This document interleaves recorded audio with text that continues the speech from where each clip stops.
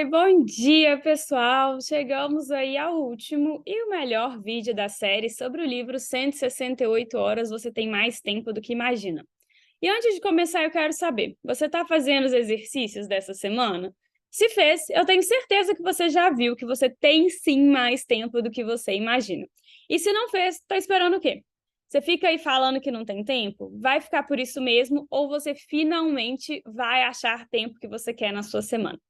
Então, para a gente celebrar essa super sexta-feira, eu vim aqui fechar essa série com um conteúdo bônus. Eu vou mostrar para vocês de forma prática como que eu uso essas técnicas na minha semana e como que você pode usar também. Além disso, eu fiz um passo a passo para você ter total controle das suas 168 horas e focar muito bem nos seus objetivos. Gostou? Maravilha, né? Então já curte o vídeo aqui embaixo, se inscreve no canal porque toda semana tem vídeos novos por aqui com muito conteúdo. Então vamos lá. A lição da série dessa semana é que tem muita gente que não usa bem o tempo que tem. Durante o trabalho, essas pessoas, e pode ser o seu caso também, elas procrastinam, gastam energia com tarefas que não estão voltadas para o objetivo delas, que não têm relação com as competências delas. E aí, na hora do lazer, ou você está cansada demais para pensar em coisas legais para fazer, e aí fica ali só pensando em problemas do trabalho, porque não consegue se desligar totalmente, mas também não consegue resolver nada ali naquele momento. E aí fica sem saber o que fazer no tempo livre, e o que a gente faz na maioria das vezes? Fica olhando o celular, liga a TV e deixa o barulho aí de pano de fundo da sua vida. É mais fácil, né? É muito mais fácil ligar a TV do que pensar em uma atividade real que realmente te proporciona uma coisa legal, que realmente acrescenta na sua vida, mesmo que seja só lazer mesmo, mas um lazer que realmente te descansa. Só que isso exige algum esforço. E a forma como você tem gasto as suas 168 horas não tem te dado energia nem para pensar nisso, nem para pensar no seu descanso. Mas só ligar a TV não é lazer, e você merece muito mais do que isso. Para os intervalos das tarefas ou para o final de semana, já vai pensando desde os dias anteriores o que você gosta de fazer no seu tempo livre, para relaxar, para distrair. Se teve um dia que você foi caminhar numa praça e foi legal, lembra disso e programa uma outra para você ir visitar. Se você merece se sentir bem assim nos seus momentos de folga. E isso te faz ter mais energia na segunda-feira para batalhar ainda mais os seus objetivos. E aí a gente volta nas competências centrais, porque elas servem para tudo.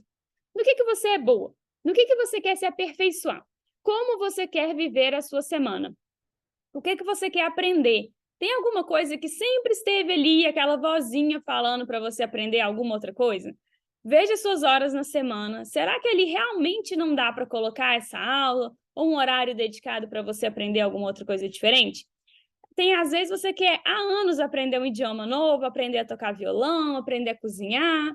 Então, por que continuar falando que não tem tempo? Faz a sua análise das suas 168 horas. Provavelmente cabe uma nova atividade, principalmente se ela é uma prioridade e é uma coisa que você quer há tanto tempo. Porque quando você faz essa análise, você vai ver o tanto de coisa que não é prioridade e que está ali tomando seu tempo.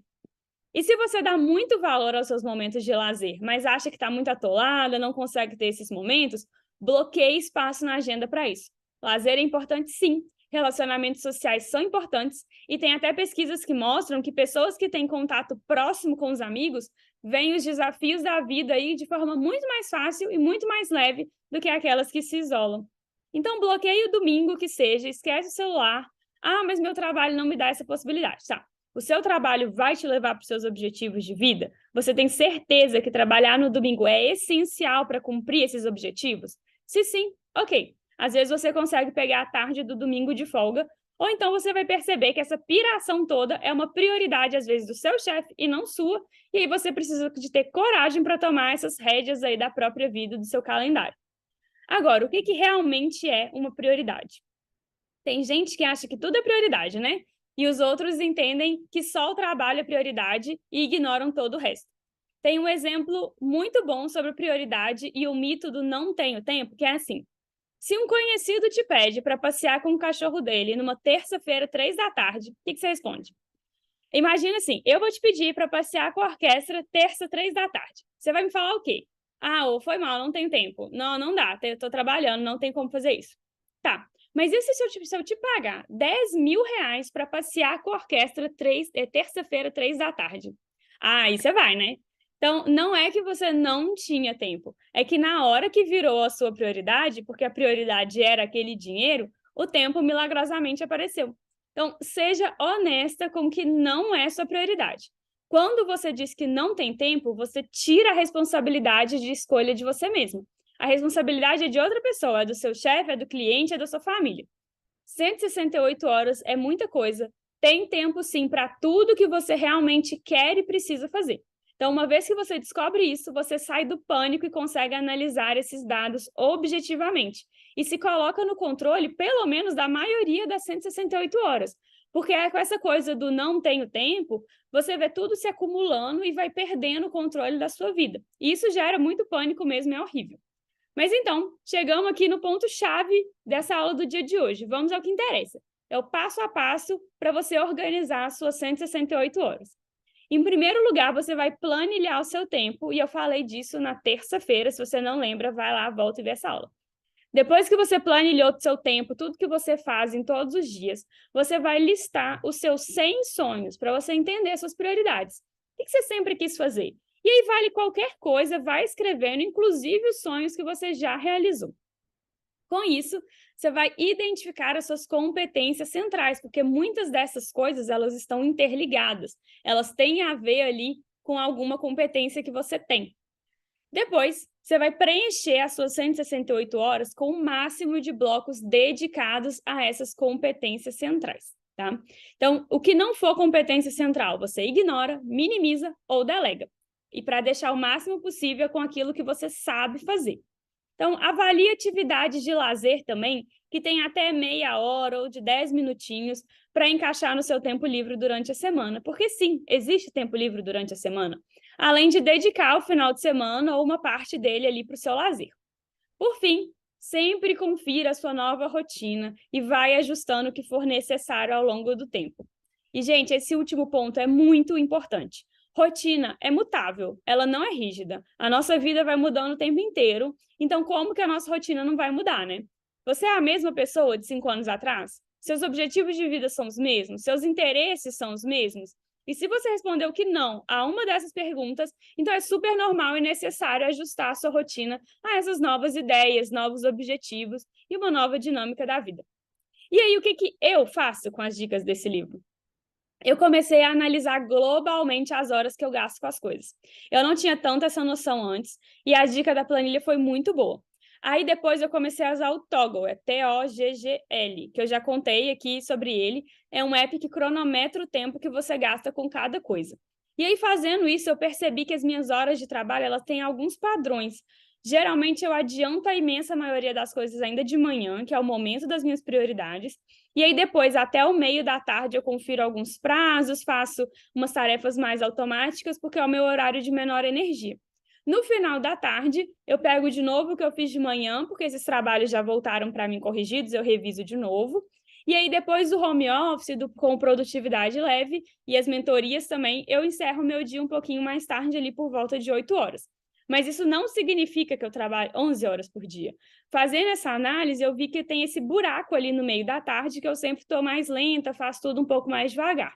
Se eu não visse isso, eu poderia apenas rejeitar oportunidades e projetos que envolvam as minhas competências centrais, como é a produtividade leve, e falar que eu não tenho tempo. Ah, não dá, eu trabalho o dia todo, sem chance de fazer outra coisa. Mas a realidade não é assim. Então, eu tenho muito tempo de lazer à noite e no final de semana, e aí eu comecei a dedicar parte das minhas noites à produção de conteúdo aqui, que é uma atividade que me interessa muito, está na minha lista de competências centrais e faz parte do meu objetivo. Antes, eu só assistia televisão mesmo a noite inteira e era só isso. Mas isso não leva ninguém a lugar nenhum. E ainda assim, eu ainda assisto minhas séries, mas eu dou muito mais valor e aproveito muito mais o 1 ou 2 episódios que eu vejo, do que deixar 5 ali só tocando e eu nem sei o que está acontecendo. E ainda tem os dias de jogos, que é minha atividade de lazer, que eu quero ter, que eu passei o dia inteiro esperando por isso. Então, sempre que tem jogo, agora ainda na Copa do Mundo, eu tô vendo todos os jogos possíveis. E quando tá tendo jogo ao longo do ano também, se o jogo é às 7 da noite, eu vou me programar, eu vou acabar tudo mais cedo para assistir sem estresse, numa boa, sem interrupção, sem angústia. E aí sim, é lazer. É um lazer programado e funciona pra caramba, tá? Aí, além disso, uma coisa que eu sempre gostei de fazer e que foi confirmado aí com esse livro é o de aproveitar cada 10 minutos do dia. Tem uma história ali que eu contei na segunda-feira, que é uma moça que é mãe de 6 filhos e aproveita cada 5 e 10 minutinhos da agenda dela, e ela ainda tem uma empresa. E aí 10 minutos são muito úteis. Se ela tem uma brechinha dessa, ela vai ajudar o filho com uma coisinha no dever de casa, ela vai arrumar alguma coisa aqui, arrumar uma coisa ali, ler um pouco, deixa alguma coisa da casa arrumada, e aí essas pequenas tarefas vão se dissolvendo. E eu faço muito isso, mas só consegui fazer de verdade quando eu comecei a ter essa ideia clara do que eu preciso fazer no dia e quanto tempo que gasta cada coisa. Então, tudo que eu faço é cronômetro. Se eu tenho 40 e-mails na minha caixa de entrada, eu sei que não deve dar para olhar em 10 minutos, mas eu sei que pelo menos metade já dá para resolver nesse tempo. Então, se o cliente que eu tenho uma reunião, ele fala que ele vai atrasar, eu vou direto para minha caixa de e-mails e libero o máximo possível para economizar o tempo depois que a reunião acabar. O que a maioria das pessoas faz é ficar mexendo ali nas redes sociais, olhar umas notícias, e num piscar de olhos ali o cliente chega, os 10 minutos passaram voando.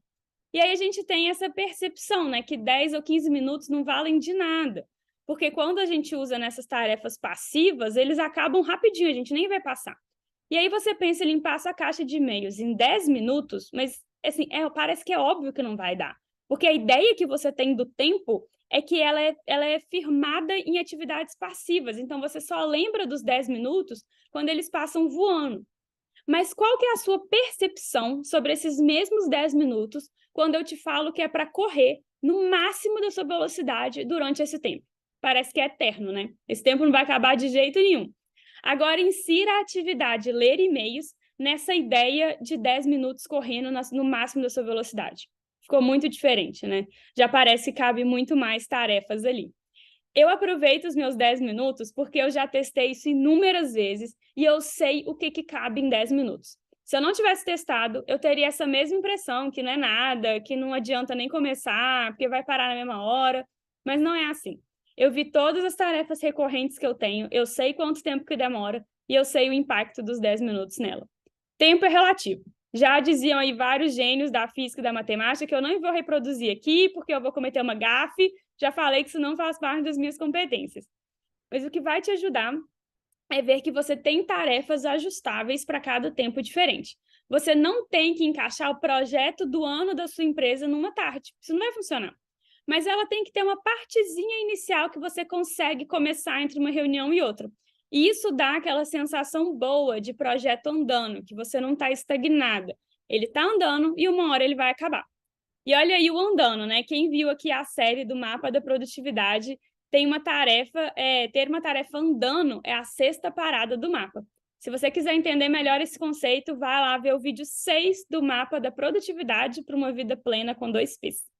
E aí a mensagem final aqui é que esse conceito de produtividade tem várias interpretações. Cada pessoa traz seus viés e seus direcionamentos para essa análise toda. Então, tem pessoas mais viciadas em trabalho que outras. Tem pessoas em que o lazer é realmente ver que finalizou um projeto grande para a empresa ou passar horas na academia. Outros só querem uma piscina e um chopp gelado. Tudo isso é produtividade se você tem clareza no seu objetivo. O meu objetivo me permite tirar férias, descansar no final de semana, mas não me permite sumir da minha equipe um dia aleatório e não dar notícias. Então, eu não vou fazer isso. Se o seu objetivo permite a sua piscina, se isso faz bem para você e não está te tirando do caminho para o futuro que você quer, então tudo bem. Se você é destaque no seu emprego chegando às 10 da manhã, se você resolve tudo o que te propõe e ainda mais, por que você vai se forçar a chegar às 7 da manhã quando você sabe que não rende bem com sono? Existem muitos conceitos de produtividade por aí, vários roteiros, passo a passo para amanhã, que vai salvar a sua vida, mas eu não acredito nisso. Por isso que eu gostei tanto desse livro. Ele não te dá um roteiro engessado, ele te mostra técnicas e direcionamentos. Não tem hora para nada. É você que vai fazer seu calendário e é você que vai identificar suas competências e inserir o que você quer nas suas 168 horas.